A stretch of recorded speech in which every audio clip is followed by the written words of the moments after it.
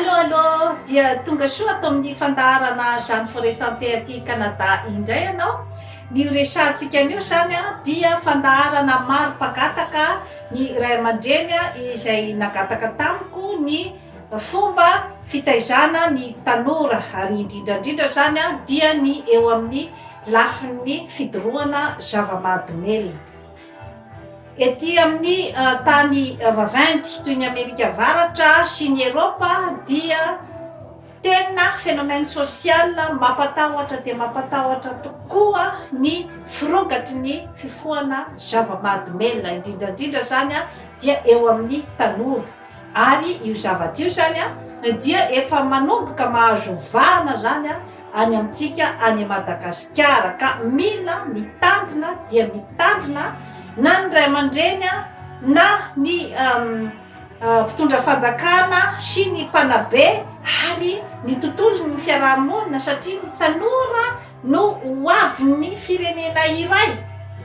Ka hitako teto amin'ny internet zany nisy fandaharana momba ny fidorohana zava-mahadomelina zany ao Madagasikara izay efa mirongatra dia mirongatra tokoa izany ka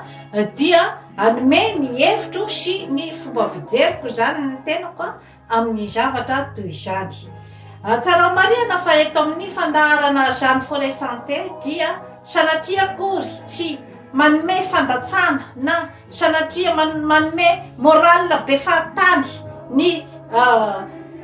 firenena malagasy na manome lesona be fahatany fa mijery ny fomba fijery ara-tsiantifika, mijery amin'ny fomba fijery ihany koa amin'ny maha-pitsabo ahy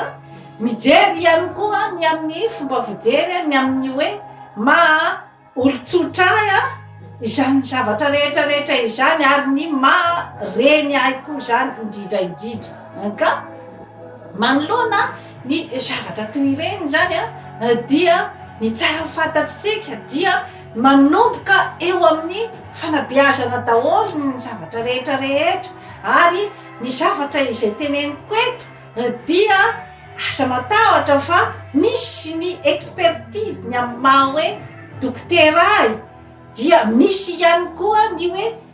expertise ara-psikolojika sy ny hoe expérience izay hitako amin'ny fiainana ka sanatria akory asa raisina miboriny fotsiny ny zavatra izay teneniko eto na hoe atosika ao fotsiny hoe tsy mariny zany ny zavatra ohatran'izao fa fizarana ny fanomezako chance izany ny malagasy mpiray tanindrazana amiko ny amin'ny hoe mba fahalalan-javatra zany satria dia zavatra voapirofo ara-tsiantifika hitako amin'ny boky daholo amina document ny zavatra rehetra izay omeko eto ka momba ny fidorohana zava-mahadomelina zany ao Madagasikara dia mampalahelo tokoa io zavatra io satria dia betsaka zany ny ao amin'ny hoe resaka hoe ny tanora zany dia amin'izao fotoana zao dia déstabilisé tanteraka izany hoe tena very fanahy mbola very fanahy mbola tanora ny tanora ankehitriny ny tanora malagasy izany ka indraindray zany dia tsy hitan'intsony zany ny asian'ny tenany tsy hitan'intsony ny asian'ny ny ainy sy ny fanahiny dia lasa izy zany mitsofoka ao anatin'ny gropony ataontsika hoe zany hoe ny mpifopoka dia ao izy zany no mahita fitonitsaina ao izy zany no mahatsapany tenany fa voaray kokoa zany amin'ny fiarahamonina ka izany zavatra rehetrarehetra izany zany no mila jerevana akaiky dia akaiky indrindrandrindra fa isika ray aman-dreny satria ny tanora zany dia ilay ataontsika zany hoe ao amin'ny kategorian'ny ataontsika hoe zany hoe anelanelany zany hoe tsy hita atao hoe zaza tsy hita atao hoe olon-dehibe ka somary manahirana ihany zay zavatra zay na eo amin'ny resaka ataontsika hoe identité zany dia eo ilay ataontsika amin'ny teny malagasy hoe miala sakana ka nandalo nyzany daholo isika ray aman-dreny izany atao miala sakany zany satria dia eo a ny periody izay mety hitondra ny zanakao na any akady na any amin'ny lalana tokony alehany ka ianao ray aman-dreny izay efa manana expérience amin'ny fiainana izany dia mila ihany koa zany ny hoe mba manampy ny zanakao zany amin'izay ataontsika hoe zany hoe problème d'identité na izay hoe inona marina aiza ny lalakizorana zany satria efa naveriko teto tamin'ny hoe ahoana ny fomba fitaizana zaza fa am'ty torako ty ndray zany de hoe ahoana ny fitaizana tanora satria tsy niteraka fanahy isika ray aman-dreny fa niteraka vatana ka miditra be de be ao ny hoe resaka genetika ny zavatra efa ao aminy zany sy ny hoe ny resaka environnement izany hoe ny tontolo manodidina azy na ny fanabeazana io na ny tontolo amin'ny fiarahamonina en général zany na ny tontolo any ampianarana ka misy influence ny be de be zany zay zavatra rehetrarehetra izay ny amin'ny hoe toetsaina entiny zany mamakivaky ny fiainana ka amin'izay hoe mbola tsy fantatra hoe adulte sa ankizy izay zany dia eo ihany koa izy misaboaravoara tsy hitany be ihany koa ny asiany tenany dia ianao ray aman-dreny no afaka anampy azy ny mpanabe zany rehetrarehetra izany ny amin'ny hoe mba manoro azy ny lalana tokony alehany ka io zany tsy de resaka vitany hoe moral be fahatany no omena ny tanora fa misy ihany koa zany ilay ataontsika ho fahaizanao mipetraka amin'ny plasiny zava-dehibe zay zavatra zay satria eo zany no hoe misy zava-baovao eniny any amin'ny tenany dia ny ataontsika zany hoe ny eo amin'ny resaka hoe développement ny appareil génital ao aminy zany zava-baovao daholo aminy zany zavatra zany eo ny ankizy vavy no manomboka mitsironono eo ny tovolahy zany no hoe manomboka zany manomboka maheno ny ataontsika hoe zany hoe ny fahataitairana amin'ny resaka firaisana ranofo zany na ny hoe ny érection sy ny hoe ny resaka éjaculation zany zavatra rehetrarehetra izany zany dia zavatra miova ho aminy daholo eo le ny tovolahy no manomboka be feo manomboka misy volobava ka tsy mora aminy ny fandalovana amin'izay ataontsika hoe karazana métamorphose na ny hoe transformation ny vatan'izay zany kanefa izy anatin'izany zavatra rehetrarehetra izany mbola ao amin'ny tranony ray aman-dreny mbola azo lazaina zany fa mbola ankizy velomy ka eo zany no hoe tsara zany ho fantatry ny ray aman-dreny tsara fa hoe na de zanakao hoe velominao ao trano ao io ankizy tanora miala sakan'ireo dia tadidio fa efa lehibe ihany izy na de atao raha hoe zany hoe mbola velominao ao ka izay fifandraisan'izay koa zany mila jerena akaiky satria ny hoe fieverana n'ilay ankizy hoe rehefa hoe mbola mipetraka ao aminao de dikan'izay de azonao tenenina zay tianao tenenina rehetrarehetra azonao atao an'izay tianao anaovana azy rehetrarehetra fa satria mitombokeo ny ataontsika fifandraisana matotra zany sy ny hoe fifandraisana ara-pitiavana amin'ny zanakao ka izay resaka fifandraisan'izay zany izay no tena zava-dehibe amin'ny fitaizana ny ankizy mitombo zany na ny adolescent zany ka matetika zany ny mampirona amin'ny zava-mahadomelina dia ilay karazana zany hoe tsy fetezany ny fifandraisana eo amin'ny ray aman-dreny zay tsy midika zay hoe zato isan-jato dia izay no problema fa matetika zany dia eo amin'ilay resaka fifandraisana zany eo no misy lesoka zany mahatonga ny ataontsika hoe zany foronana any amin'ny zava-mahadomelona satria dia raha miainga amin'ny fototra ny amin'ny hoe fifankatiavana misy eo amin'ny ray aman-dreny sy ny zanaka, fifanajana misy eo amin'ny ray aman-dreny sy ny zanaka, ary ny hoe fambolenao ao anatin'ny sain'io zanakao io fa afaka matoky anao izy amin'ny fiainany,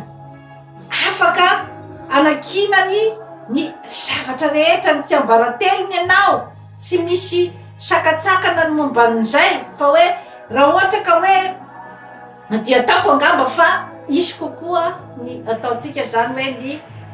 stabilité amin'ny resaka émotion eo amin'ny zanakao, satria resaka déséquilibre émotionnel daholo mantsy no mitondra ny any amin'ny hoe fivarina varilavo any amin'ny zava-mahadomelona. Nga rehefa mahatsapa amin'ny tenany zany izy hoe tsy tena manana an'izay confiance izay amin'ny hoe resaka fifandraisana amin'ny ray aman-dreny, rehefa tsy tena mari-potitra zany zay fa niteraka ataontsika hoe zany hoe karazana manque de confiance amin'ny tenan'ilay zaza. Efa nazavaiko teto daholo ny atao hoe inona ny atao hoe estime de soi, inona ny atao hoe confiance en soi. Zany zavatra rehetrarehetra izany zany dia tokony ny zavatra hoe mari-potitra tsara ao amin'ny zanakao zany zavatra zany, ny hoe fandrenesan'ny tenany zany hoe manana ny maha izy azy izy, fandrenesan'ny tenany ny amin'ny hoe manana ny fitiavany ny tenany izy, makasitraka ny tenany, dia efa azo lazaina fa hoe ary mangeza be mihitsy izay zavatra zay ny hoe entiny mamakivaky ny fiainana. Fa satria raha ohatra ka teo amin'ny fifandraisana zany ny nisy ilay karazana ataontsika hoe zany hoe ny fanapepona na ny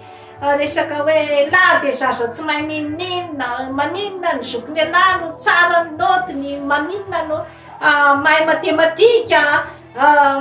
misy ny zaza indraindraina fa de tena hoe zaza manam-pahaizana, tsy maintsy jerenao ihany koa nefa hoe inona ny mety ho talentany zanakao tsirairay, tsy voatery hitovy mihitsy ny talentan'ireo. Zany zavatra rehetrarehetra izany sy ny hoe fanaovana référence amin'ny koto nefa ibema zavatra hafa ny zavatra hainy. Zany zavatra rehetrarehetra izany dia tokony mijerevantsika ray aman-dreny ny amin'ny hoe tsy mitovy koa ny hoe fomba firesaka amin'ny zanakao, satria samy manana ny toetrany daholo ireo ankizy ireo. Misy ny hoe tsy mila teneninao akory izy hoe ty ataovy de fa fantany hoe izao no tokony ataoko. Misy nefa ny hoe tsy maintsy kitianao foana hoe mba amboary ny chambranao na hoe mba ataovy ity, dia arakarak'izay no fomba fifandraisanao amin'ny zanakao. Dia eo ihany koa zany ny amin'ny tanora ny hoe resaka zany hoe fahaizanao zany ny hoe inona no zavatra andrasan'ity zanako ty amiko zany, dia ny fahaizanao mipetraka eo amin'ny plasiny. Zava-dehibe koa zay zavatra zay ny amin'ny hoe efa mba manomboka izy ny ataontsika hoe zany hoe mbefa manana ny atao hoe ambopo zany, dia nefa ianao mbola mieritreritra azy ho zazakely ohatra, dia teniteneninao eo mason'ny olona ohatra ny zanakao zavatra madinidinika ohatra n'izany zany nefa zavatra mety mahamenatra azy zany, zavatra mety manimba ny fitokisan'ny tena zany zavatra zany. Dia zavatra tsy kelikely, zavatra madinidinika ohatran'izay zany mila hoe tandrovana tsara amin'ny hoe fifandraisana amin'ny tanora zany. Ary amin'ny fahatanorana koa zany dia eo ihany koa le atao hoe nofinofy, manofinofy ny hoe mba hoe ohatrany hoe mba teo ohatran'izao izy zany, ohatrany teo arakarak'izay talentananany sy ny hoe inona ny zavatra tiany. Ka matetika zany dia misy ny karazana ohatrany hoe tonga de fanapepona zany raha vao hoe manana nofinofy izay eritreretinao fa hoe mety tsy ho totosany. ny fanampiampona dia tsy vahaolana fa ny hoe miaraka miresaka aminy ny hoe aiza no mety ho faisabilité amin'izany nofinofin''zany. Raisiko ohatra amin'izany ohatra za tsy midoka tena ny amin'ny hoe mahay mitaiza, tsy misy ray aman-dreny mahay mitaiza zany, fa rehefa tsapanao fa sarotra io zavatra io ary mila fikirizana ary mila fitandremana dia efa zava-dehibe zay, efa zava-dehibe zay. Raisiko ohatra ny zanako lahy izay hoe nilaza tamiko ny fananany faniriana zany ny hoe anao sport étude amin'ny baskety zany, dia tsy nisy fandavana mihitsy ny avy amiko zany zavatra zany satria hitako hoe tiany ny manao baskety ary eo akaikin'ny tranonay dia misy terrain de basket, dia mbola kely izy de efa milalao basket eo de hitako fa tiany zany zavatra zany. Ny amin'ny hoe famille anay zany dia presque hoe famille intellectuelle, ka raha ohatra zao hoe tamin'ny plasin'ny ray aman-dreny sasany zao de tonga de hoe ataony lahy inony zany basket zany, izany fe avelona ny lahy, tadidio fa misy conséquence-ny be de be any amin'ny zanakao ny zavatra ohatran'izay hoe tonga de hoe atosy-boly tanana izy amin'ny faniriany tandremo zay zavatra zay fa dinio tsara. Rehefa niteny amiko hoe tianao sport étude izy dia jerevako ny document rehetra momba ny école ny sport étude dia hitako fa zavatra mitombona tsara ny amin'ny hoe sady manao sport izy zany no manao étude, ka raha ohatra zany izy hoe tafita professionnel amin'izay tadina tiany hotratrarina dia mbefa manana ny ambition izy mijeren'ireny mpanao baskety amin'ny NBA reny izy de mbefa manana ny ambition izy hoe mba teo professionnel ny NBA. Tsy zao akory ny andeha nakatsaka anazy amin'izany hoe sarotra be zany, raha ohatra ianao zany tsy tafita amin'izany dia ahoana, satria hoe sport étude de sady manao étude zany izy raha ohatra izy tsy tafita amin'ilay hoe mba nofinofiny zany hoe professionnel amin'ny NBA dia efa misy ny bagage intellectuel amin'ny étude izay ataony izay hoe afaka izy zany manao asa hafa hoe ingénieur na zay zavatra hoe tiany atao. Ka zany zavatra rehetrarehetra izany dia hitenenako aminareo fotsiny hoe dia tsy nanenenako mihitsy ny hoe nanoana ny zanako tamin'ny faniriny, satria tena hitako fa na ny personnalitény dia mipetrapetraka tsara mihitsy satria manao sport, satria tsara fantatritsika koa fa ny tanora dia manana angovo be de be mihitsy izy zany amin'izay hoe fahatanorano zay, ka eo mila mitandrina tsara ny amin'ny hoe mila manary an'io angovo io ny tanora zay de zavatra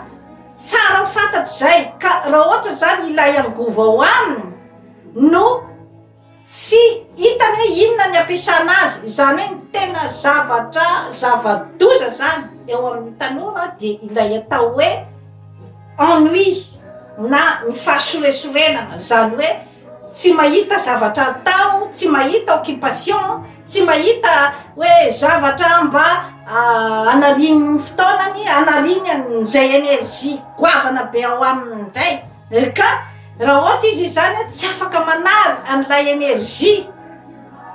izay ataontsika hoe any amin'ny faratapony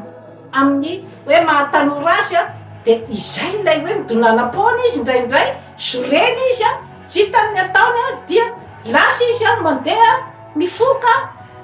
zava-mahadomela, zava-misy ake zany zavatra zany dia eo ihany koa izy ny hoe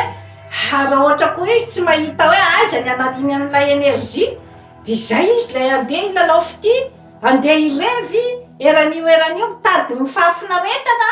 izay hoe mbola tsy matotra zany ny saina ny amin'ny hoe hitondra makaiza ty fahafinaretana ty, satria efa nazavaiko teto ihany koa ny hoe inona ny atao hoe asambarana dia ny fandanjalanjana ny hoe ny mahasoa sy ny mahafinaritra ka eo amin'ny tanora zany zay zavatra zay a mbola tsy de tena hoe fantatry ny sainy loatra zany a ny hoe aiza ny mahasosy ny mahafinaritra fa manana tendance izy any amin'ny mahafinaritra satria resaka ihany koa hoe maturité zay zavatra zay ka eo zany a no mila ihany koa zany a ny hoe encadrement ny mpanabe ny encadrement ny ray aman-dreny mba lasa ianao a mitondra ny zanakao ohatra ianao raim-pianakaviana mba mitondra azy a manao sport miaraka aminao a miazakazaka manao baskety ohatran'izay zany dia ny hoe mba manorotoro azy koa ny fiainana ny amin'ny hoe mba mipetraka eo amin'ny nivony fa tsy hoe anao moral bêtement fotsiny hoe inona misy ny elahy de tokony mianatra mafy mba tokony hitovy amin'ny zokiny elahy zokiny elahy zao efa hivoakan'ny université la ty aiza ihany raha ohatra ka zay fomba firesakao amin'ny zanakao lahy a dia mino zato isan-jato aho fa tsy hanampy azy zany zavatra zany fa ny hoe fahaizanao mipetraka amin'ny plasiny inona ny talentany raha miteny aminao izy hoe tiamo entreprise ohatran'izao aho dia raha ohatra ka misy ny azonao hanampiana azy ny hoe tena talentanao marina ve ty zavatra tianao atao ty inona zany a ny hoe possibilité sy ny hoe karazana zany hoe fitokisantena nananao amin'ny anangananao an'ity entreprise ity dia amin'izay fotoana zay izy ny ilaza aminao hoe zao a ny ato entiko am'ty zavatra ty ka raha afaka manampy azy ianao fa tsy hoe andeha hiteny aminy fa hoe de tokony tsy maintsy mahavita fianarana amin'ny université ianao betsaka ge reny brigety reny ge tsy nahavita université nefa mpanefo milliardaire satria fatany tsara ny hoe inona aiza ny lalako zorany inona ny zavatra tao ka izay zavatra zay zany a no hoe mila ambolenao amin'ny zanakao zany a de izay fitokisantena izay ampinao izy any amin'ny hoe inona marina ny zavatra tiany atao inona marina ny zavatra ainy inona marina ny zavatra izay hoe tiany zany andriny fony tanteraka ny manao azy dia ianao manampy azy amin'izay resaka hoe fahaizany mijery hoe aiza ny lalako zorana zay satria matetika zany ny antsika ray aman-dreny de ny hoe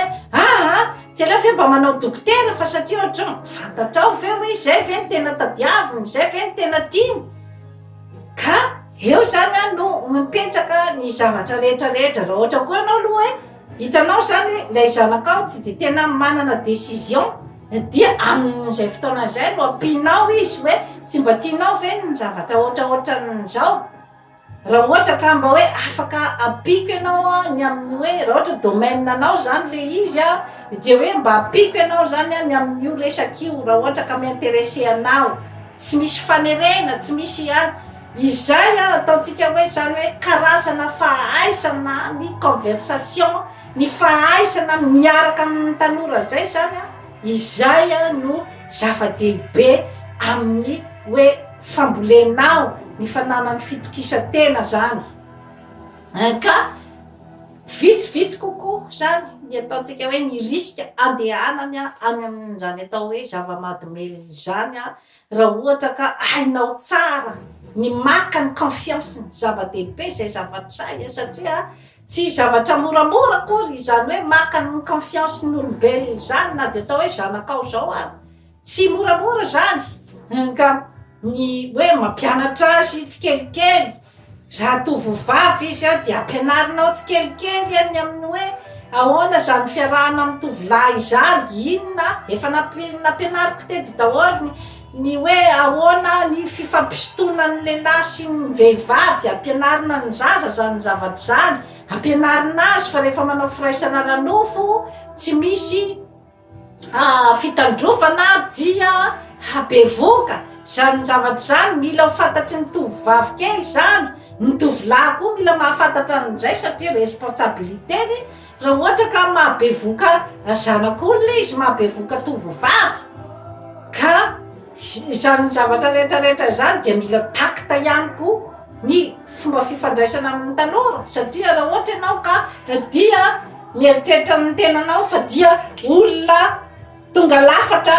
olona tena tsisy pentina ary olona tsy mba manao adisoana mihitsy no miresaka aminy dia zay zavatra zay koa dia mety mahatonga azy hienitra tsy ilaza ny zavatra rehetra zay eo am-pony nefa tena poizina rehefa hoe ny zanakao no manafina ny fiainany aminao, tena poizina satria ianao ihany no olona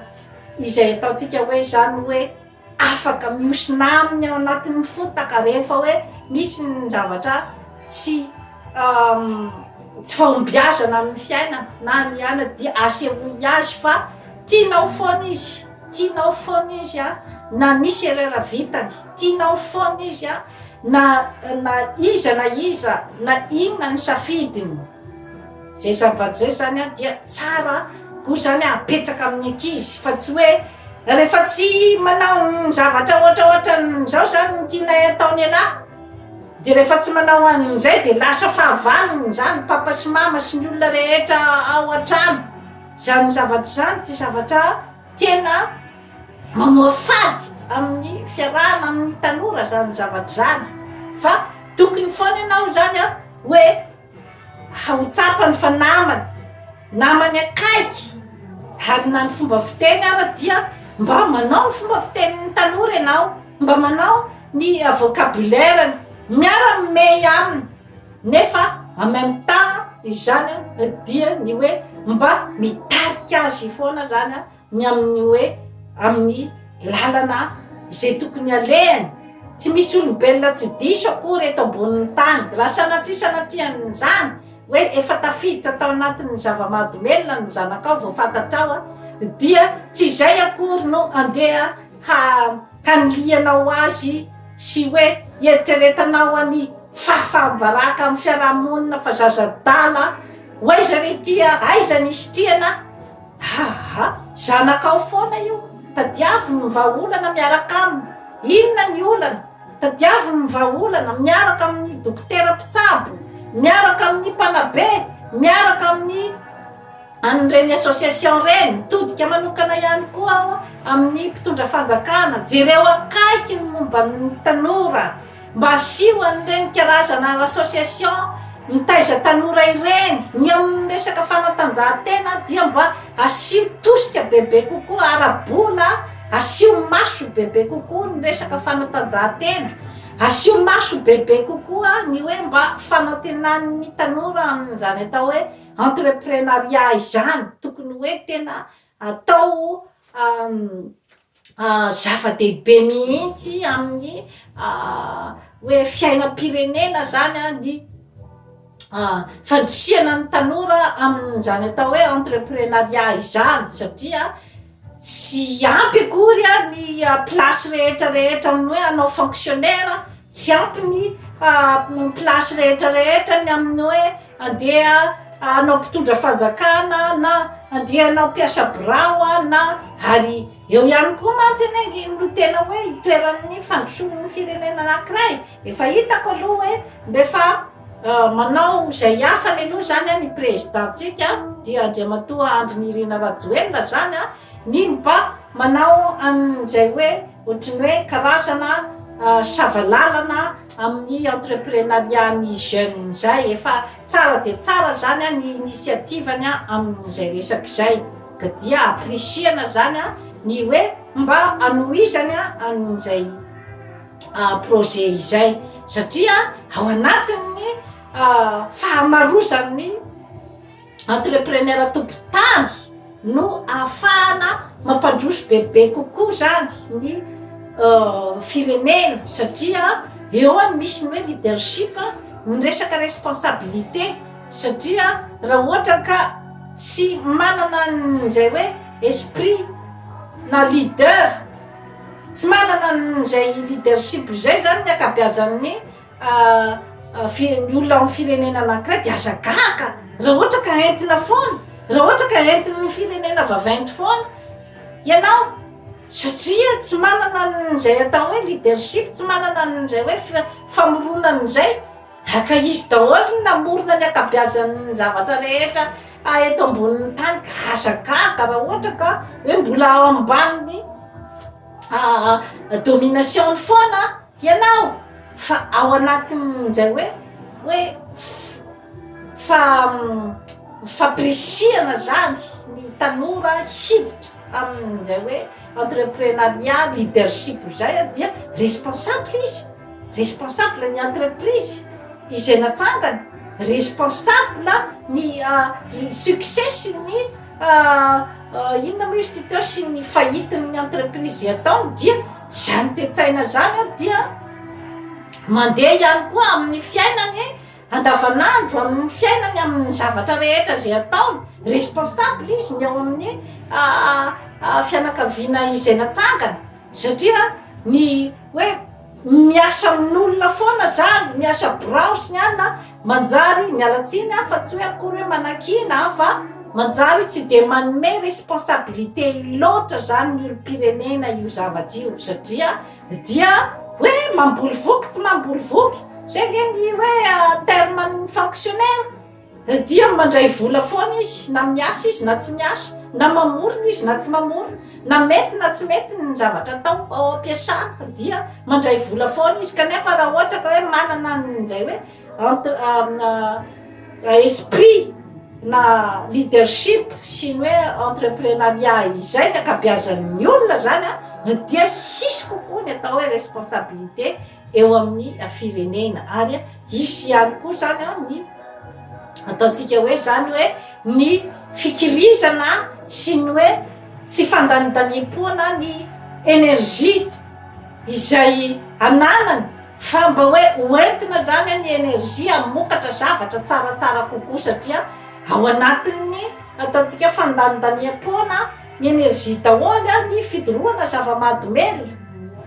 ary isan'ny ihany koa ny ataontsika hoe karazany ao anatin'ny ataontsika hoe famonotena amin'ny fomba kolaka zany ireo zavatra rehetra ireo izay ateraky ny ataontsika hoe tsy fananana ny estime de soi, tsy fananana ny confiance en soi, ary dia ny ataontsika hoe mal de vivre.